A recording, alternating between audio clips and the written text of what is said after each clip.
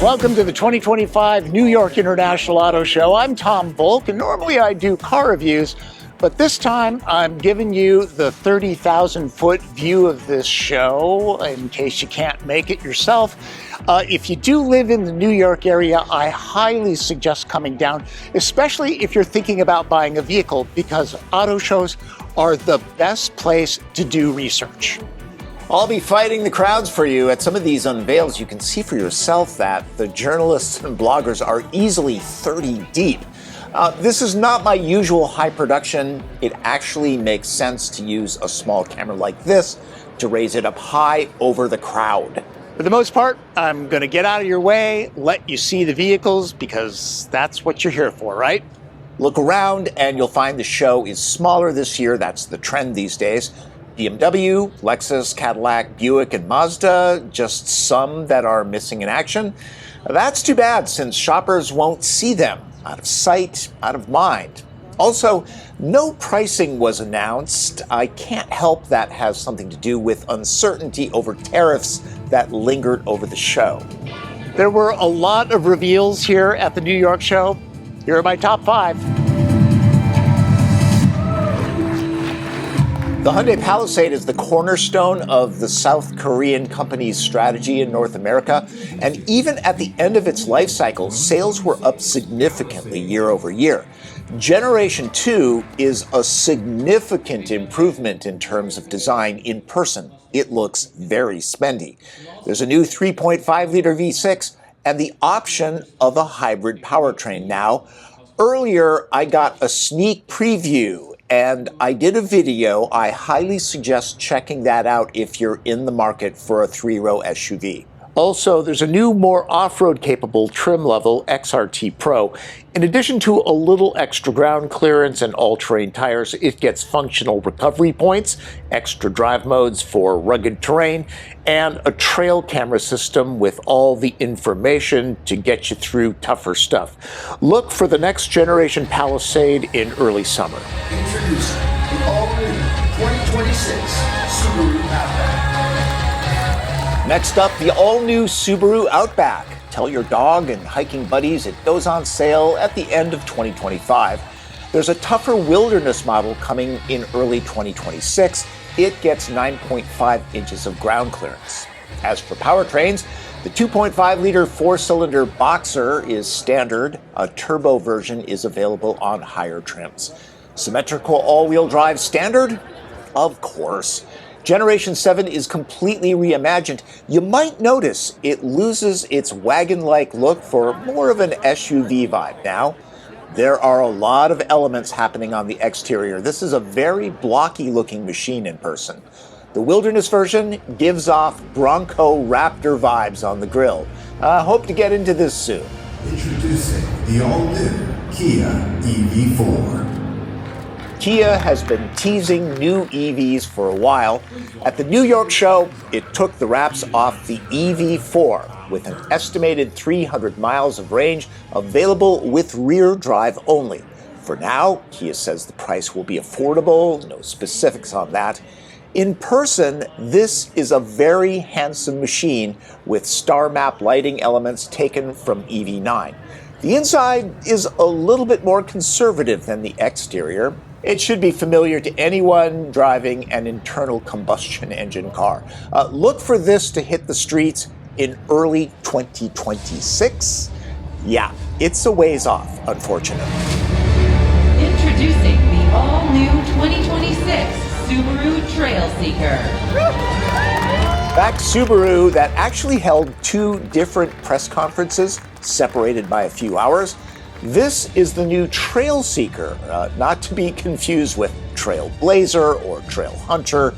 This vehicle is actually around 6 inches longer than the Solterra it's based on, and we all know that's sourced from Toyota's BZ4X.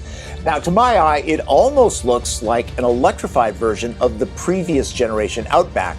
It has more of a wagon vibe. The battery pack is 75 kilowatt hours, with around 375 horsepower and standard dual-motor all-wheel drive, of course. Subaru says range is more than 260 miles.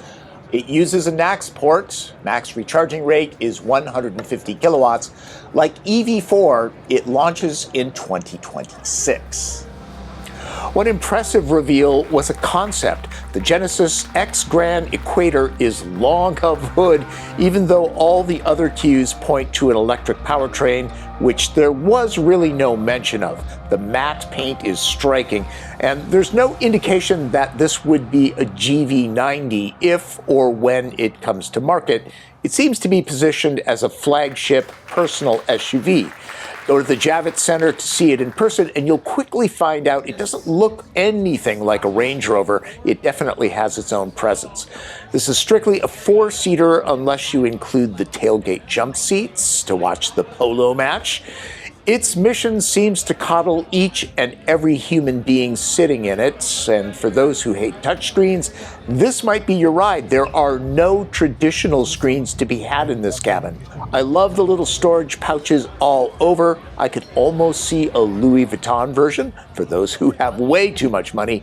Even if this never comes into production, I can see a whole bunch of the elements found on the X Grand Equator being incorporated into high-end Genesis models. The all-new Kia EV4 hatchback. All right, let's do 6 reveals and head back to Kia.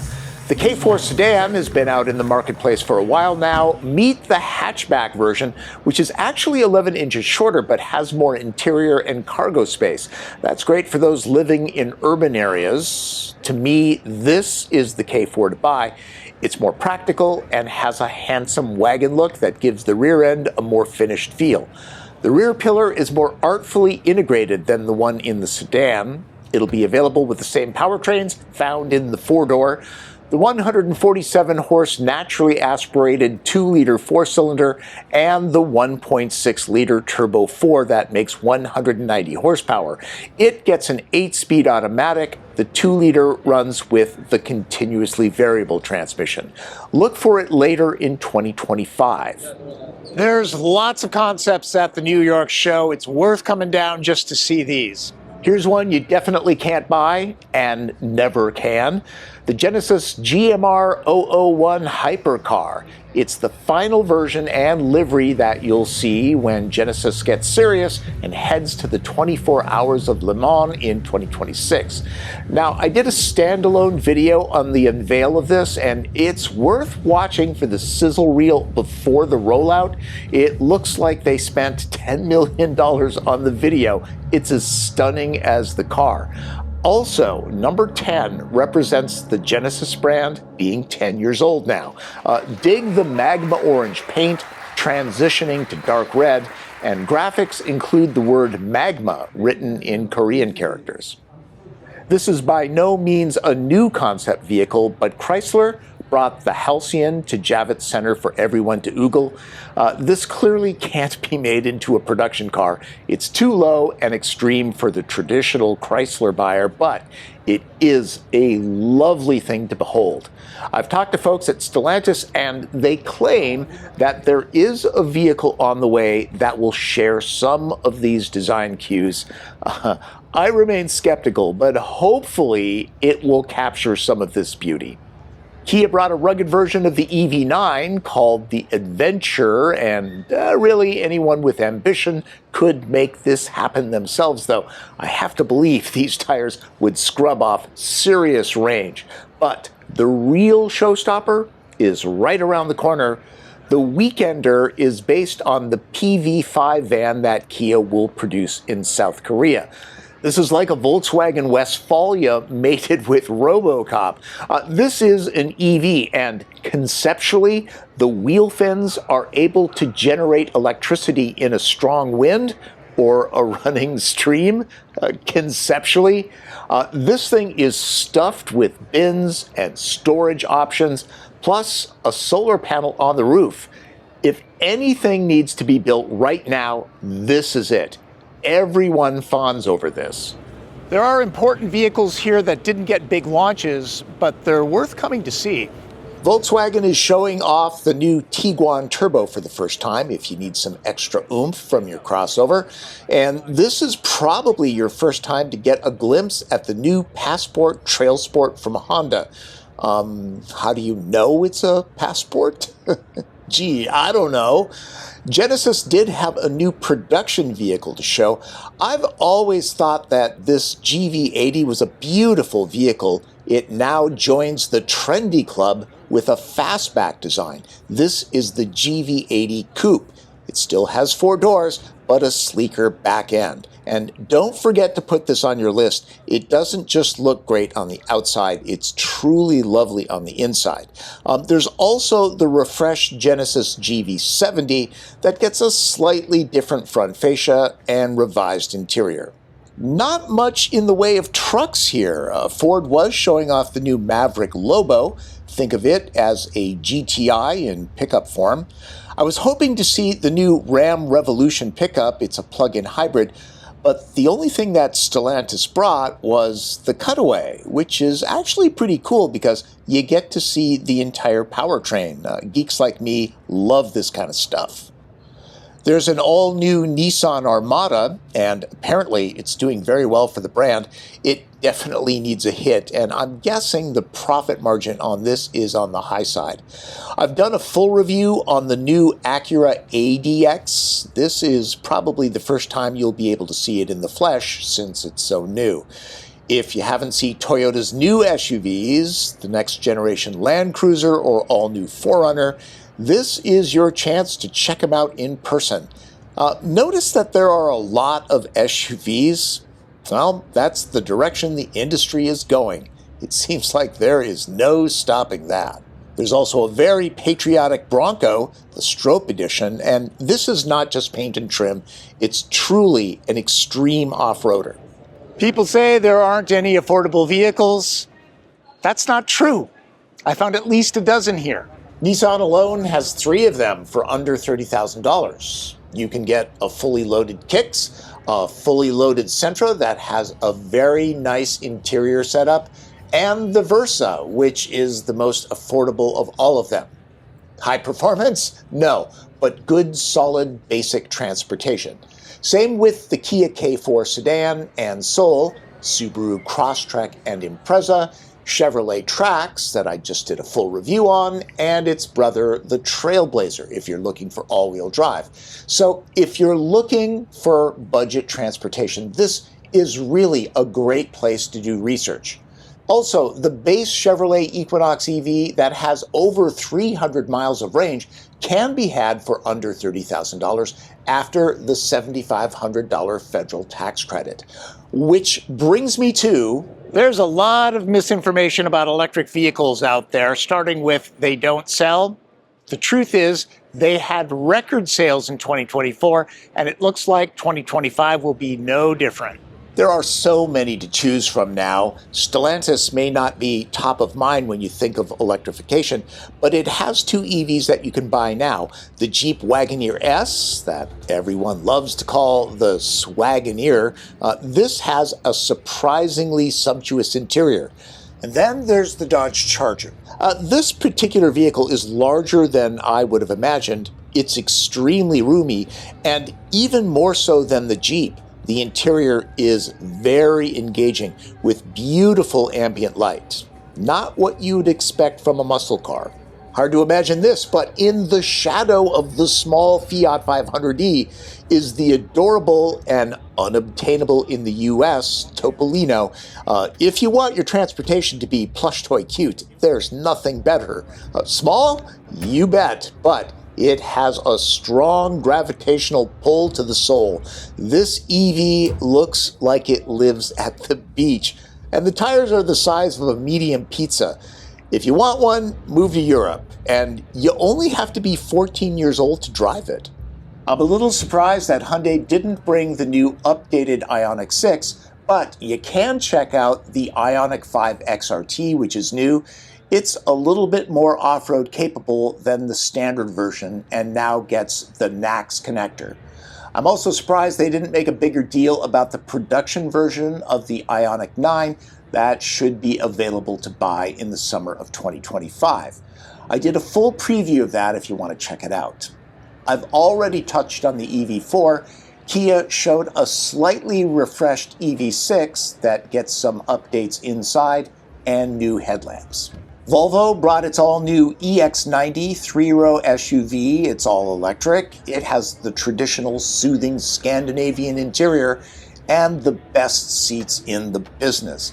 Apparently, the LED lighting inside is designed to keep drivers more alert. That's something I'll touch on when I review this car in full. Ford is showing off the F-150 Lightning that remains a very good value. And you can see the all-electric Mustang Mach-E Rally that now gets a choice of silver wheels rather than the white ones if you don't care for those. A reminder that the Mach-E actually outsells the traditional Mustang, which may not make pony car fans happy, but hey, it is what it is. General Motors rebranded its Bright Drop electric van business to Chevrolet. If you can't get the Kia Weekender, this is the next best thing for those looking for adventure. I still believe that the Silverado EV and its GMC counterpart, the Sierra EV, to be the best electric pickup trucks on the market, so you can check those out here. And if you've been thinking about the Equinox EV, here's your chance to look at that. I will have a full review of the Blazer EV SS shortly. I can't say anything about it right now. And then there's the Lucid Gravity, the SUV version of the Air sedan. If you're looking for luxury, epic range, the fastest charge speed on the planet, and versatility, this new three-row SUV is unmatched. It was getting a lot of buzz at the show. Hard to get a clear shot of it since people were very curious. Along with the new Trail Seeker, Subaru showed off an updated version of the Solterra, which finally ditches the odd contrasting fender cladding that made white ones look like an orca whale. This will be updated with the NACS charge port, and it gets a slightly better range now. One advantage of an EV, you can use them to power your home. A number of manufacturers have that on display. If the grid goes down in your neighborhood, you can power your home using the battery of your electric vehicle. In some cases, it can run a home for at least 2 or 3 days. It just depends on the vehicle. And I know people say, well, then you can't drive your car and gasoline is better. But the reality is gas pumps don't work when the power goes out. So there really is no perfect world, right? A lot of people come here just to look at the exotics, and there are a bunch here. I'm not going to dwell on this, but really, there is a lot to look at. Many of the big names are here, so no disappointment. Gotta believe Prince would really love this Porsche Taycan Turbo S. Hope you got something out of my look at the 2025 New York International Auto Show. A reminder, if you're thinking about buying a vehicle, go to an auto show. They are the best places to do research. Everything's fresh in your mind. You'll see things that are off your radar screen. You don't have to go from dealership to dealership. You save time and money. Thanks for watching. I'm catching a plane back to Seattle. But remember, look at my car reviews. It's what I do best. Follow me on social media. Subscribe to the channel. And if you have a question, leave it in the comments. I'll try to get back to you. That's Driven. I'm Tom Voelk.